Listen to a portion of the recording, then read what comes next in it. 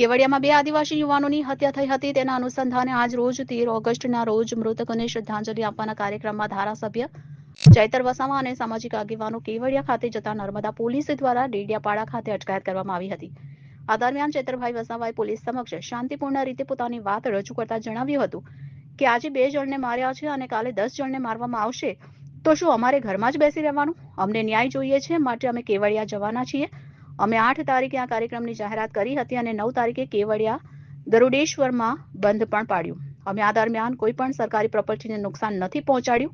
અમે શાંતિપૂર્ણ કાર્યક્રમો કરીએ છીએ, તો પછી કેમ અમને શ્રદ્ધાંજલિ કાર્યક્રમમાં નથી કરવા દેવામાં આવતો? શા માટે અમને ઘરેથી ડિટેન કરવામાં આવે છે, રસ્તામાં જતા રોકવામાં આવે છે? અમારો સંવિધાનિક અધિકાર છે. આટલો મોટો અમારો સમાજ છે, આટલો મોટો અમારો સમાજ છે અને અમારા સમાજના અમારા વિસ્તારમાં અમારા લોકોને આવીને બાંધીને મરી જતા સુધી મારે ત્યાં સુધી અમારા લોકોને તમે આવી રીતના માર્ગ દેશે ત્યારે અમારે વેઠવાનું છે. ત્યાં સુધી અમારે વેઠવાનું છે અને અમને ન્યાય માટે અમે શ્રદ્ધાંજલિમાં જઈએ છીએ. એમાં પણ કોઈને વાંધો શું હોવો જોઈએ? અમને